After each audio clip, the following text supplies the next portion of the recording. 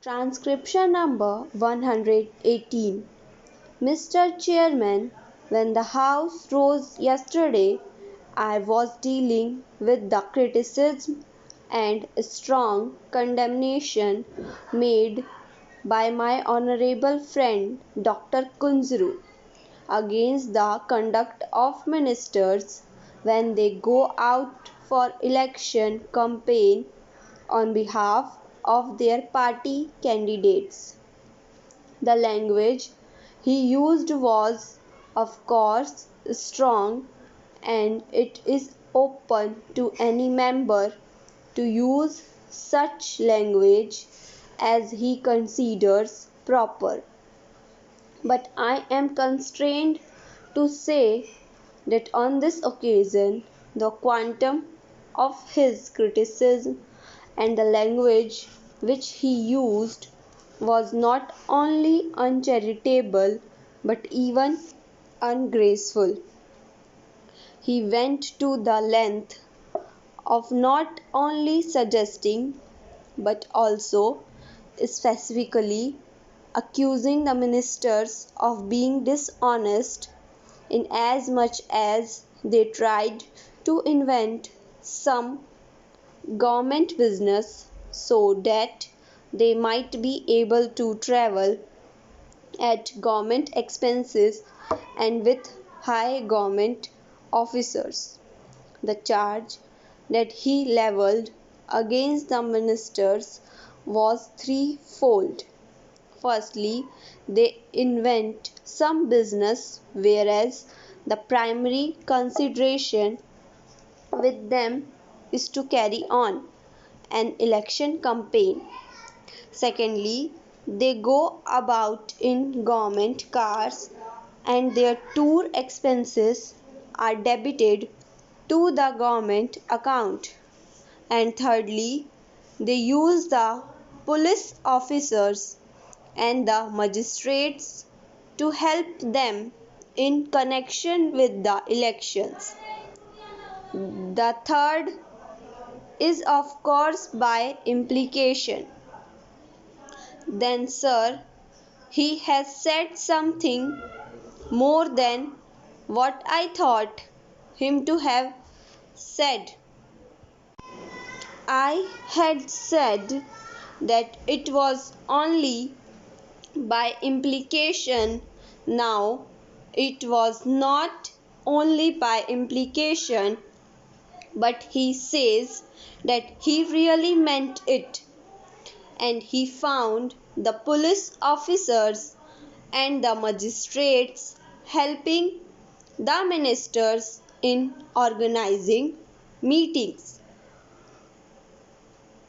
Well, sir, so far as his personal knowledge in this respect is concerned, I will not be so bold as to say that it is not correct, for I have always held Dr. Kunjuru in very high esteem ever since my college days.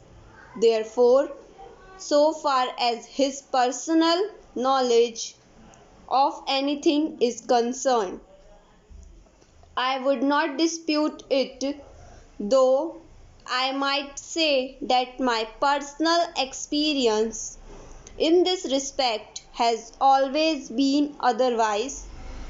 Possibly on some occasion it may have been a different matter when Dr. Kunjuru saw it.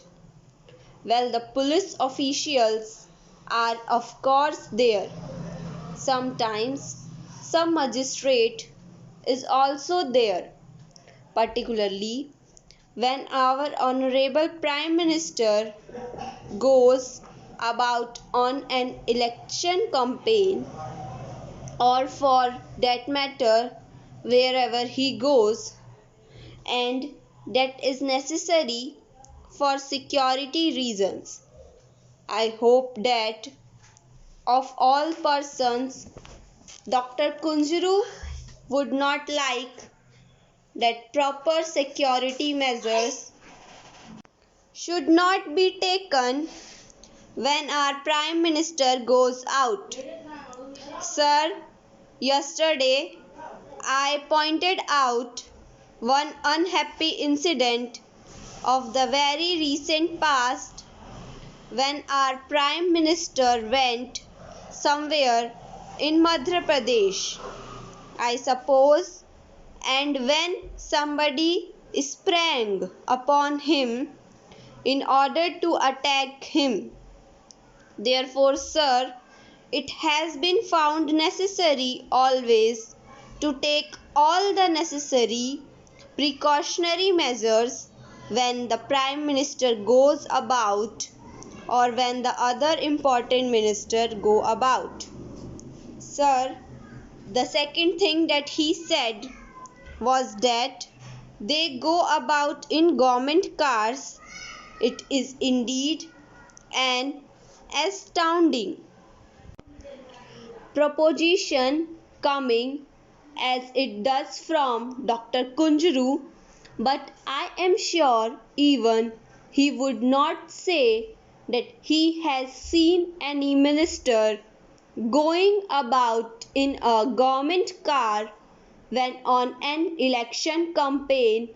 The ministers, surely all of them, all the centre at least, have their own cars. Of course, they are lent money by the government, but then they have to pay it back in installment, and the wear and tear thereof is all being borne by the ministers themselves.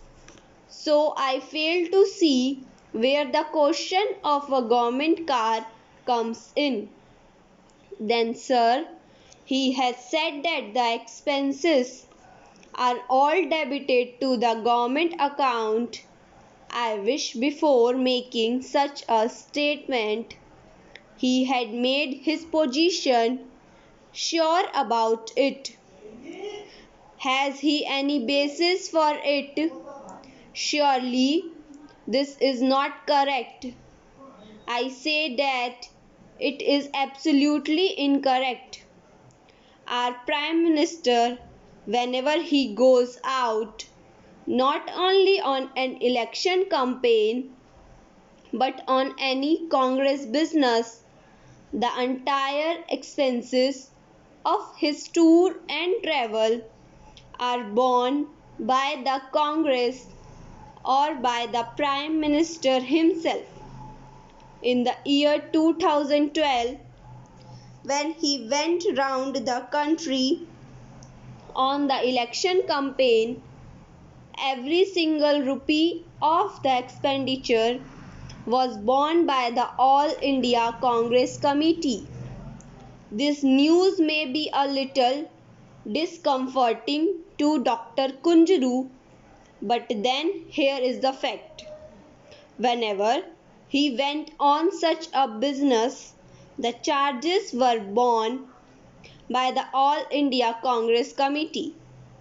Whenever he went on plane, the charges were borne by the All India Congress Committee. The halting charges, for instance, and all the travelling expenses, not only of himself but also of any one of his colleagues, if he happened to be with him. This is so not only in the case of the Prime Minister, but even in the case of other ministers. Whenever they go out on Congress business, they are sent out by the Congress committee, and their entire expenses are borne either by the All India Congress Committee or by the ministers themselves. Only the other day, Sri Jagjeevan Ram went to Agra. It is a very recent instance, only about a couple of months ago. He went there on election business, and not a rupee of that travelling expense was debited to the government account. All that expense was borne by the Congress. when Sri Jagjeevan Ram went to Andhra Pradesh during the election campaign there, all the expenses incurred by him were borne either by the Congress party or by Sri Jagjeevan Ram himself. Sir, here are specific instances which I am giving. I would, however,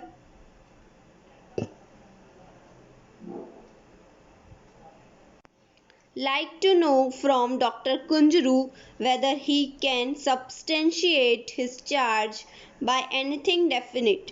Let it not be documentary, but let him at least prove it by his personal knowledge. If he says that, I will prepare to admit that on some occasion it may have been so, but has he got personal knowledge with respect to even one single instance? Thank you.